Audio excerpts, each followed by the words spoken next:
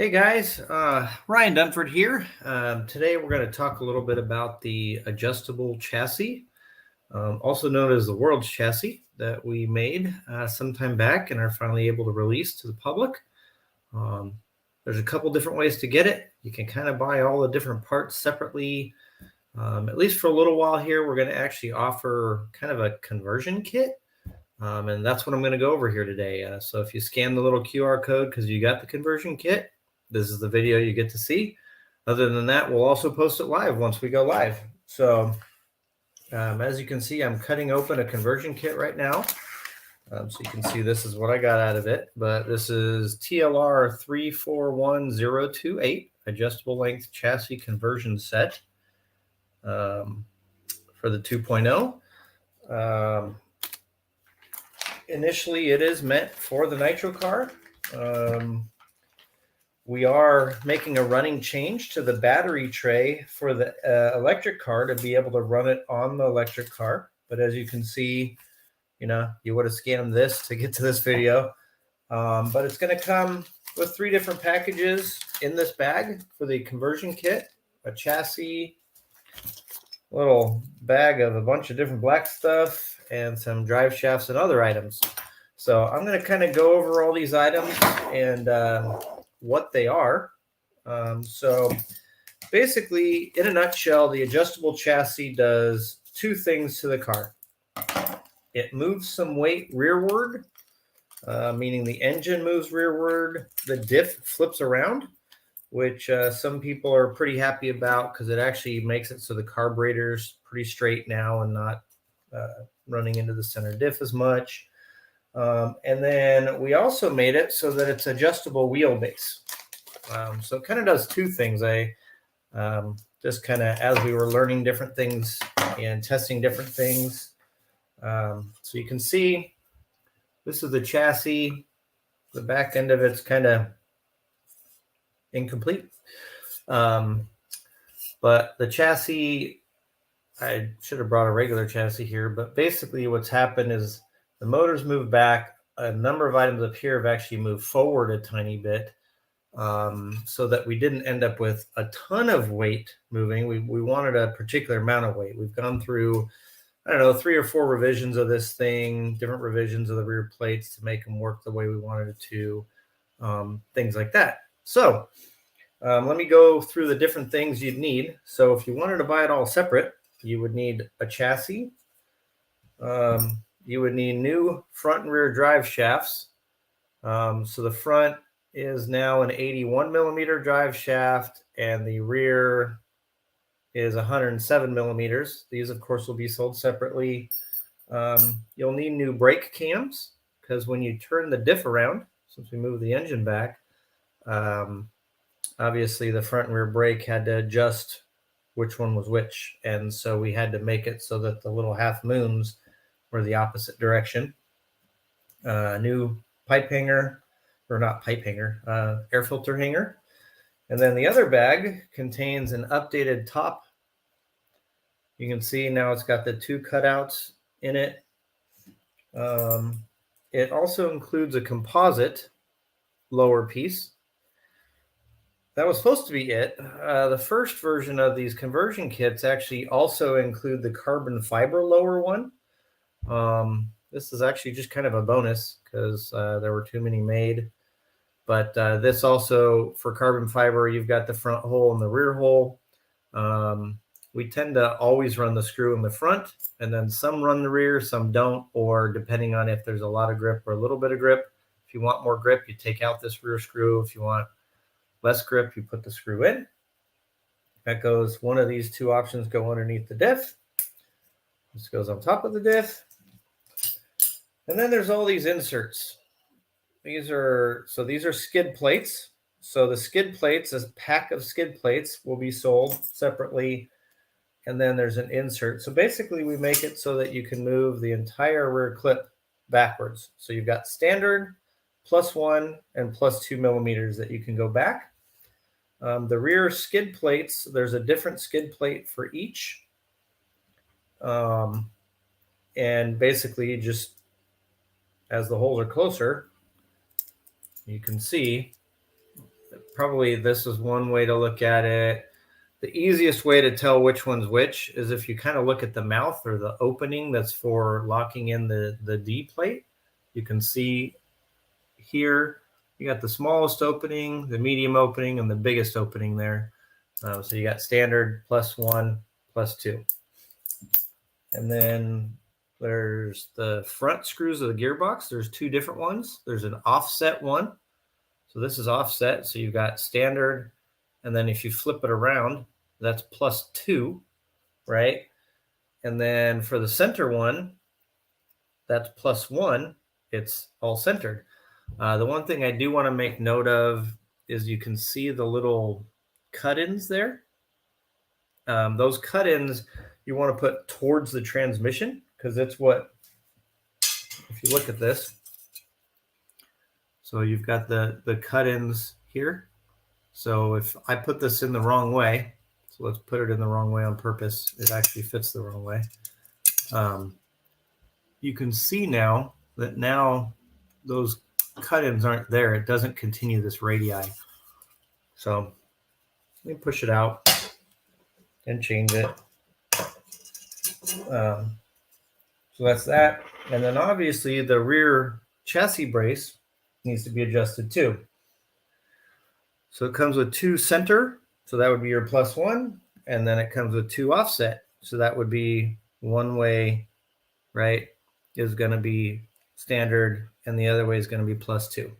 So, and then I just dropped this. Oh, good.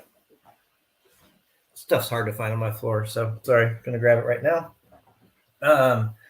But that's all the stuff that comes in the conversion kit. It's a lot of stuff. If you added it all up together, it would be pretty expensive to put together. That's why we're offering the conversion kit. So it makes it a little bit easier to swallow the first time around. And yeah, so what does it do for the car? Moving the weight back in the car just makes the car, the way that it rotates is just smoother through the center of a turn. The car tends to ride a little bit more flat and not so much, dumping so much weight on the nose. It actually moves the weight fore and aft. It changes the timing of the car. And so this helped create a better timing for the car. We've used it. It's basically been on the car since Worlds. The guys had the option to run it or not run it. We had them build 2 cars. They ran 2 cars before Worlds. They chose a car for Worlds. They ran 2 cars after Worlds at a couple different events. And ultimately, they all ended up on this chassis in a variation of it. And then moving the rear gearbox back, as you lengthen a car, it helps with bumps. It helps with driving through bumps. It also can help with stability at high speeds because it just kind of makes a little bit more of a sailplane. It's longer, right? But it also, like if you just want the car to rotate a little quicker through the center of a turn, if you don't have like maximum grip, well, then you can lengthen it that way too.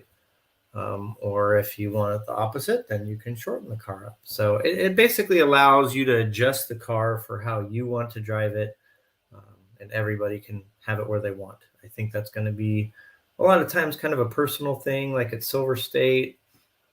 Let's see. Let's start at Worlds. At Worlds, Ryan and Tater preferred +1. Dakota was at +2. This was a tire thing. They had different types of grip, and so they to get the cars to feel the same. That's what we did.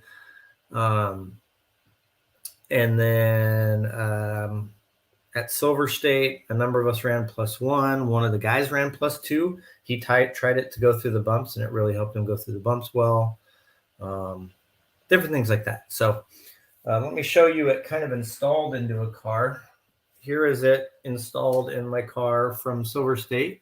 You can see it's all still pretty dirty. But some things you might notice is how straight the carburetor is now. And then the other thing is the brake adjustments are opposite from what we're used to adjusting.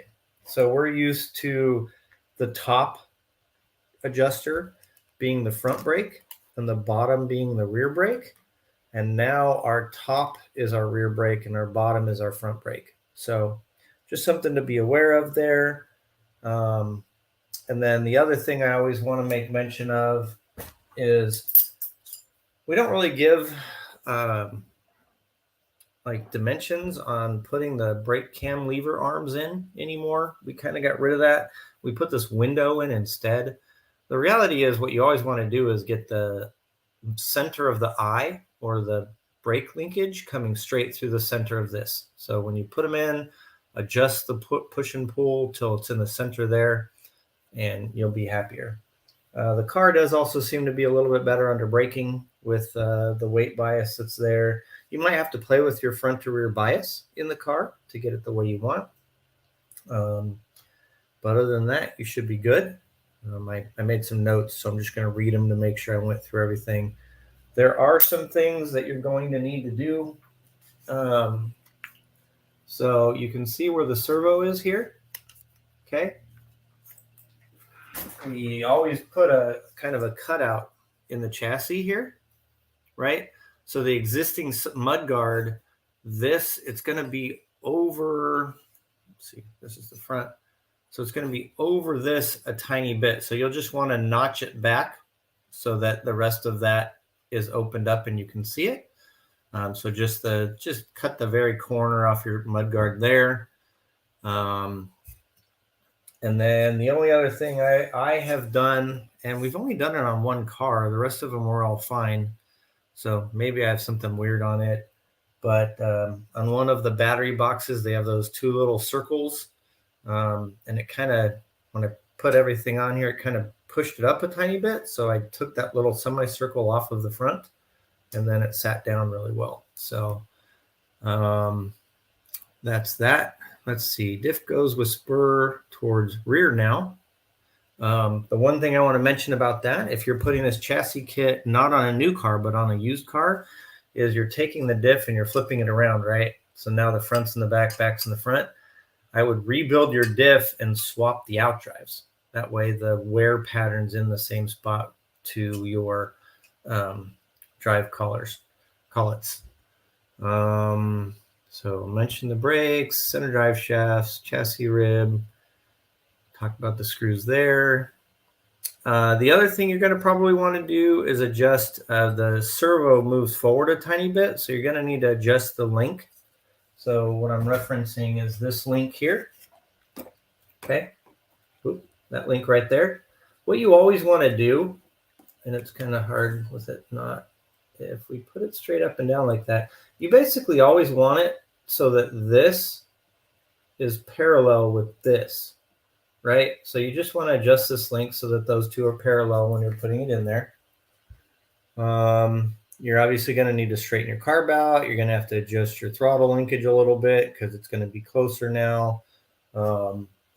Like you can see my throttle linkage, if I turn this the right way, you can see kind of where I have the ball now to make it nice and flat, and it pulls nice and straight.